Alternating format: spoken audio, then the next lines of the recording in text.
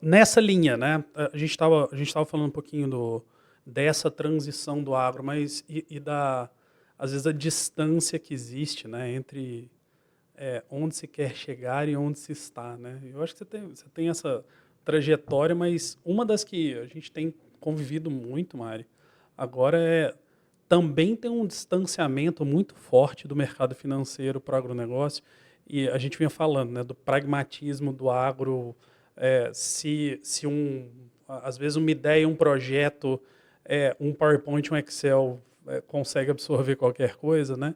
O agro ele está aí para trazer muita humildade a qualquer analista, né? A qualquer modelador. É, Como é que a gente traduz o campo para esse Excel, cara, para tomar uma decisão boa? Você que já viveu essa transição, né? Do agro até do barro, da poeira até o lado executivo. Não tem outro jeito a não ser estando lá. Tem que ter a vivência. Tem que ter. E aconteceu né, chegou um momento que os acionistas queriam fazer, né? Vamos ver o rating da fazenda, né? Em que nível de governança a fazenda está no Brasil? Uhum. Porque numa instituição financeira você consegue ver, né? Que nível de governança Uhum. que a instituição está, né? Como é que está a fazenda, né? Se a gente, para um grupo, estava vendo a terceira geração, como é que eles apresentam aquele ativo, como é que eles pensam, né, naquele futuro do ativo e tal. Então, vou contratar uma consultoria para fazer um benchmark do mercado. E eu falei, gente, eu posso garantir que é difícil. Essas Uhum. informações, elas, infelizmente, principalmente no caso do café, elas não são estruturadas. Uhum. E já Mas eu tenho. acho que o café é o teu exemplo, mas assim, nas operações agrícolas de larga escala, né, café é um dos exemplos. Uhum. Mas a gente já teve episódios daqui do Impacta, né, com o Laerte, né, que é um dos nossos sócios, falando sobre o cacau. É a mesma coisa, o cacau que a gente vinha vendo no Brasil e em outras partes do planeta, né? Aquele cacau de pequena escala, às vezes de um produtor que é grande, mas que, de novo, comparado com grandes grupos agrícolas de soja, milho e tudo mais, ele ainda é pequeno. Essas culturas todas, quando você deixa de ser uma área que é uma área contínua, né, e você já começa a operar múltiplos sites, múltiplas variedades, você já tem uma mini operação ali de classificação, de elevação, armazenagem, sacaria. Esses grupos eles estão virando operadores agrícolas. E café, que é a tua experiência, eu acho que é um dos exemplos, mas de verdade essa experiência sua no café, ela serve para várias outras operações deste ambiente da operação agrícola.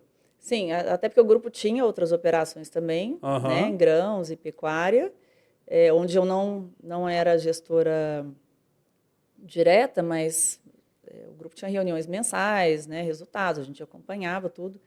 E nessa contratação, né, para fazer esse benchmark, as empresas escolheram lá as melhores fazendas que eles achavam, né, pontuaram essa aqui é a melhor em gestão de pessoas, essa em eficiência operacional, essa tem o menor custo. Cada um tinha um indicador. Nosso indicador era o melhor em preço de venda. Então, a gente Uhum. tinha. Eu sabia que o nosso custo era mais alto, porque tinha essa governança, a gente fazia, era tudo muito certinho. Então, eu sabia que o nosso custo era mais alto. Então, o preço de venda também eu fazia o possível, né, para contar essa Claro, história, agregar claro. valor nessa história e conseguir vender melhor. Mas né, a consultoria passou, não, essas são as fazendas, o custo menor é esse e tal. O pessoal, não, mas o nosso custo é muito alto. Eu falei, gente, esse custo aqui não está certo. Uhum. E a consultoria falou assim, olha, realmente a informação que a gente tem é o que que os produtores mandam. E, e a empresa, a auditoria, foi fazer umas visitas, falou assim, não, a auditoria quer ir lá conhecer esses produtores de referência, né? E eu sempre falei, gente, o custo é mais baixo porque não está tudo Claro. apontado. Isso daí a gente vive. A gente já teve essa conversa offline, né? Mas na linha do pode merece mais. O agro pode merece mais, né? A gente conversa com as casas, às vezes, mais importantes de consultoria estratégica, de consultoria de performance, né? E ainda não tem tanto profissional e tanta biblioteca nessas casas, né, de referência, vamos dizer, cross-industriais, né, que servem múltiplas indústrias, que quando um consultor, mesmo o braço sênior dessa consultoria, chega numa empresa, muitas vezes ele não tem profissionais com experiência, vivência e referência dentro do seu quadro para ter uma atuação contundente. Uhum. Então, assim, essas consultorias, elas até buscam a gente, né? A gente tem parceiros dentro da JPAC que a gente colabora com eles, né? Do ponto de vista da assessoria sênior, na assessoria estratégica e tudo mais, onde a gente oferece a experiência e a vivência dentro dessas cadeias agroindustriais, né? Agroalimentares, agroenergéticas, porque muitas vezes a prática da consultoria é a mesma, mas o ângulo que você tem que observar aquela operação agroindustrial, ela é completamente diferente, né? Então, o que você está relatando, eu acho que é uma coisa que, para quem é do agro e está assistindo a gente, eles vão clicar isso e vão sacar na hora, né? Então, o café premium é muito diferente do café, do café tradicional, muito diferente do café commodity, né? Agora, quando a gente já começa a abordar alguns outros tipos de agroindústria, nem sempre isso é trivial e, às vezes, você contrata uma consultoria, uma auditoria super reconhecida em outra indústria e ela não consegue fazer um trabalho de tanto valor, né? Então precisa dessa experiência, precisa dessa vivência.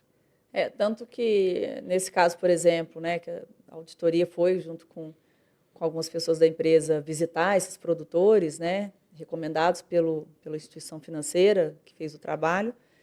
E nas primeiras 3 frases, eu não fui esse dia, nas primeiras frases aí que o produtor soltou, quando eles começaram a apertar, ele, não, essa parte aqui, a despesa é feita por fora, porque não dá para pagar tudo e tal, senão não fecha a conta. Então, assim, não precisou de meia hora de conversa, e que ele já falou que, né, que tinha uma parte, e esse era o cara que tinha o menor custo. Uhum. E ele estava entre os Fico produtores de imaginando a referência. cabeça do auditor e do consultor essa Eu sempre hora, né? falei isso, Você né? Que a vira gente aquela sabe, Nazaré calculando coisa, né? Aquele a meme gente da sabe que não Nazaré. tem, assim, você sabe quanto custa imposto, você sabe quanto É, custa as coisas, não tem milagre. não tem milagre. E foram lá esse dia, né? Então teve essa. Aí eles, Mariano, bem que você avisou, né?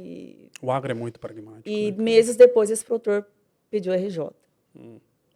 Então, assim, por que isso é importante? Porque tem como o produtor não tem essa contabilidade estruturada, o balanço, eu falo muito, né, para os produtores que eu tenho a oportunidade, que me perguntam, prioriza a gestão, organiza a gestão, o futuro das propriedades, né, daqui para frente, ela vai ser muito em cima de regularidade de documentação, contabilidade organizado, financeiro organizado. A gente sabe, né, que o produtor ele gosta de contratar a gente para andar no trator, ele não quer contratar a gente para o escritório. Ele quer a execução e Pensa num resolver o produtor problema, assim, né? que pensa em algo que o produtor não gosta. Ele deixa de pôr alguém na produção para pôr alguém no escritório. Nunca. É um contrassenso para ele, né? Eu vou pôr gente que me traz produção. Mas ele tem que começar a priorizar isso, porque hoje e daqui para frente, e justamente por causa disso, porque é tão difícil entender aquele número que ele passa sem ter será que estava certo mesmo, né? E acaba que a instituição acaba confiando, né? A informação que o produtor passou, mas o risco disso hoje é muito alto.